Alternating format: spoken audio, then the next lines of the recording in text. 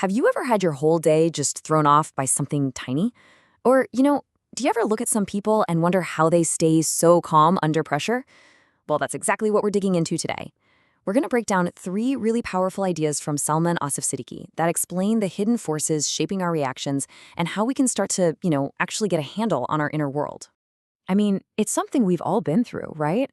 One person just sails through a crazy, stressful day, while another person completely loses it over a spilled coffee. It really makes you wonder, are we just born this way? Is our temperament just hardwired, or can we actually do something about it? Well, it turns out our internal state is built on a structure that's actually pretty clear and understandable. And it all comes down to the number 3. Yeah, according to this framework, there are just 3 core factors that determine the quality of our inner state: our mood, our temperament. And if we can get a grip on these 3 pillars, we can build a foundation for a much more resilient and peaceful self. So what are they? Okay, so here's our roadmap for today. First, we're going to define the problem. What even is temperament, really? Then we'll dive into the 3 key factors. That's our intention, our intellect, and the company we keep. And finally, we'll tie it all together with a clear path forward. So let's jump right in. So let's start with the big picture. When we talk about temperament, it's easy to just think about, getting angry or feeling happy. But the idea here goes way deeper. It's about our underlying internal condition, a state the source material calls kayfiyat. Think of it like the climate inside of you that's there long before you ever say or do anything. It's what's shaping your thoughts and feelings from the inside out. All right, let's get to our first, and you could argue the most important factor of all, our intention. Now, this isn't about what you do. It's all about the deep down why you're doing it. The big idea here is that the quality of your intention has a direct, powerful, and immediate impact on your inner peace, even before you take a single step. The key word here is niyat, which means intention. And here's the real game-changing insight. When your intention is pure, the very first thing that gets better is your own internal state. You feel that sense of clarity, that peace on the inside. That feeling is the real reward, and it has nothing to do with what happens on the outside. And this slide just lays it out perfectly. You've got 2 opposite poles of intention. On one side, lillahi, this is when you're acting for a higher purpose. This creates stability inside you because your validation comes from something bigger than yourself.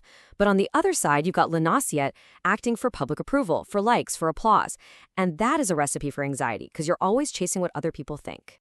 This quote from Salman Asif Siddiqui just hits the nail on the head. A good intention isn't just some nice thought. It is literally the doorway to good thoughts and good feelings. So if you want to change your internal weather, you don't start by fighting with your thoughts. You start by looking at your motives.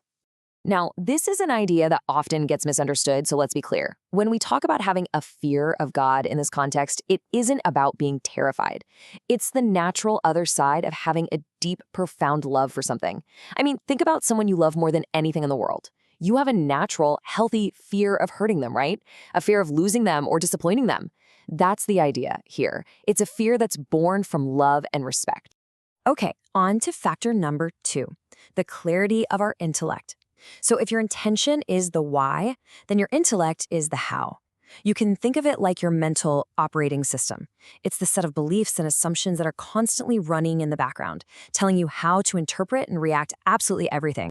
And this is what's known as AQUIL. And the principle here is brutally simple. If your foundational concepts are flawed, your emotional reactions will be flawed. It's the ultimate garbage in, garbage out system for your mind. It's really that straightforward. So what does this kind of buggy software look like in the real world? Well, it's that default setting of assuming the worst in other people. It's the idea that respect has to be earned. It can't just be given. It's that quiet, nagging belief that, deep down, you're always right. Every single one of these flawed ideas is a bug in your system, and it's pretty much guaranteed to produce a negative emotional reaction. And that leads us right into our third and final factor, the company we keep. Look, you can have the purest intentions in the world, the clearest intellect, but if you're swimming in a toxic environment every day, you're going to get affected by it. We are basically social sponges, and we can't help but soak up the emotional state of the people around us. The term for this is sohbet, or companionship.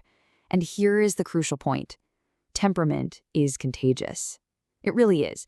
You absorb the moods, the attitudes, and the reactions of the people you spend the most time with, whether you even realize it or not. So choosing our company becomes this incredible act of psychological self-care, or even self-defense. We're urged to actively go out and find people who already have the qualities we want for ourselves. People who are naturally good-tempered, who are wise, who are sincere, people whose presence just makes you feel more calm. Their positive state is a gift you can give to yourself.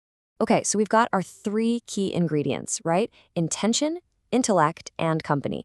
So let's put it all together now into a simple, actionable game plan for building a better temperament, starting right now. It really all boils down to this three-step process. First, purify your niyat. Just keep asking yourself why you're doing something. Is it for something bigger, or is it just for applause? Second, clarify your akal. You have to identify those faulty beliefs you're holding on to and actively work to fix them. And third, choose your sohbat. Be deliberate, be intentional about who you give your time and your energy to. So we'll leave you with this one last question to think about. As you look at your own life, your own reactions, your own inner world, which one of these three pillars, your intention, your intellect, or your company, needs the most attention from you right now? Answering that question honestly, well, that's the first real step on the path to a stronger, more peaceful you.